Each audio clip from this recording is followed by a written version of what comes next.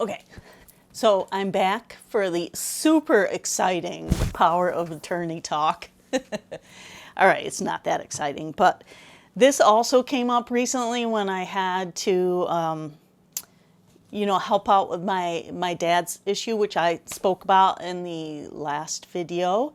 I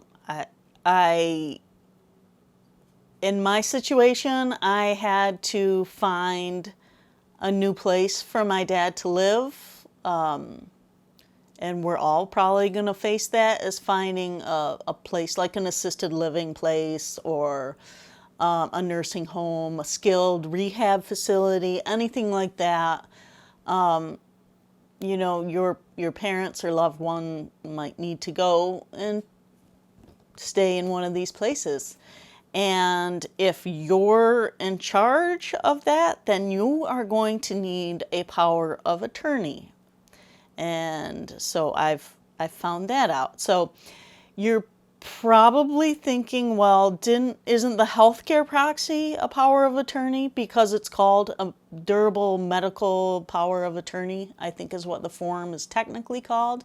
And yes, so the healthcare proxy is a power of attorney for your medical issues, but there is a financial power of attorney as well, which is a separate thing entirely. So in order to get your loved one into a facility, or assisted living, or wherever, or get access to their financial records, which you'll need to sign them up for Medicaid or sign them into a new living situation. You're going to need access to their finances so you can fill out all the paperwork that goes with all these things. You're going to need their financial power of attorney. And I don't know too much about this, so I won't get into a long thing about it, but I am going through the process right now. And what can I say? Yeah, so there's two. There's a medical and there's a financial.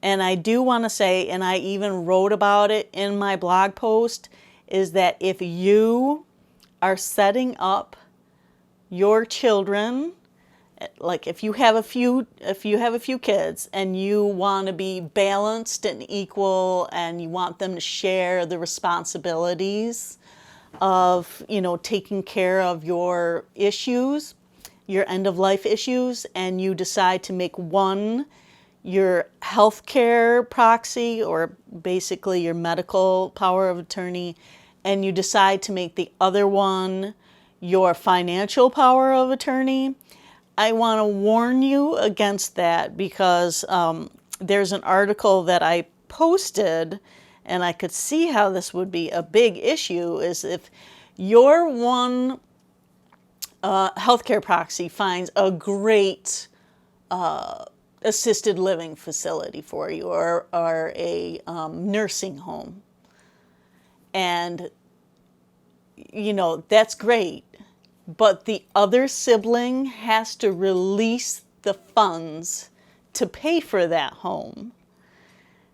So I can see how there's a lot of conflict that could occur if you have two people that are doing these two separate things. And of course, they are going to clash if they're not on the same page. So it's probably best to have one person that is doing both for you. So that is both power attorneys for you, unless you think that those two people are like really, really agreeable and in sync with everything. Because one is about funds and one is about more of like care, quality of life, and sometimes they don't coincide.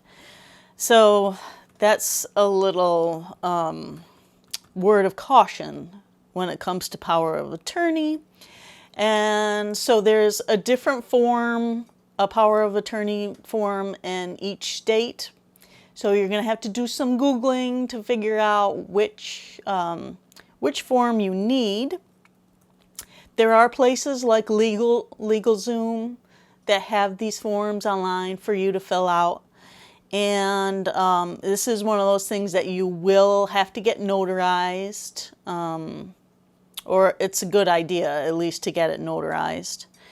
And what else? You can make modifications. And this is all in my blog post, but I feel it's worth mentioning. You can make modifications to the power of attorney. No.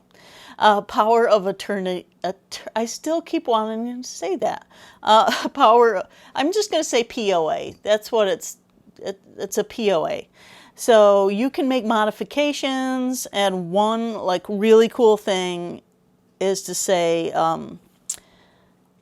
let's see. There is on the document, there is a section that says modifications. And according to LegalZoom, you can make a springing POA by inserting this power of attorney shall become effective upon my subsequent incapacity.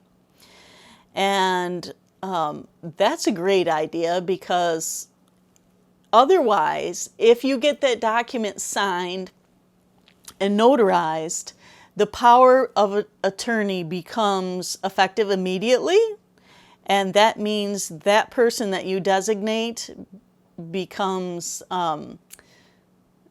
they get access to your finances immediately, and they can make financial decisions for you immediately, which sometimes you wouldn't want. So using that little caveat in there is awesome.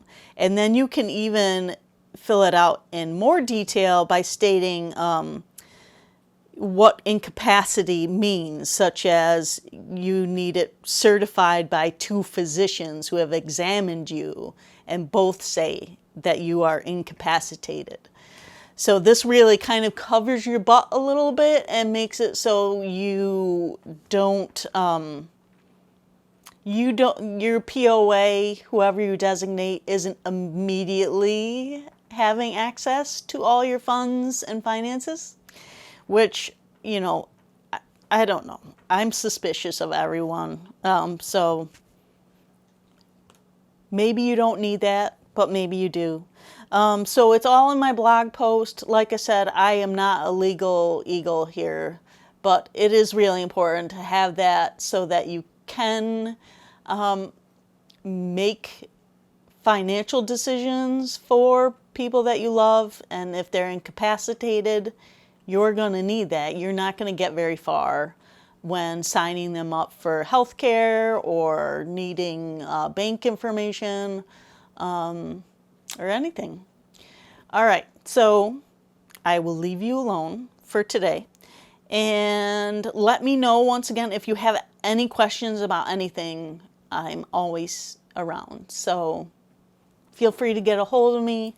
And currently Penny is licking her butt, so I won't give you a Penny shot. You'll just get a shot of me turning the camera off. Bye, everybody. Get a hold of me if you have any questions. Otherwise, keep doing your homework. I hope I'm drilling into your head how important all of this is. All right.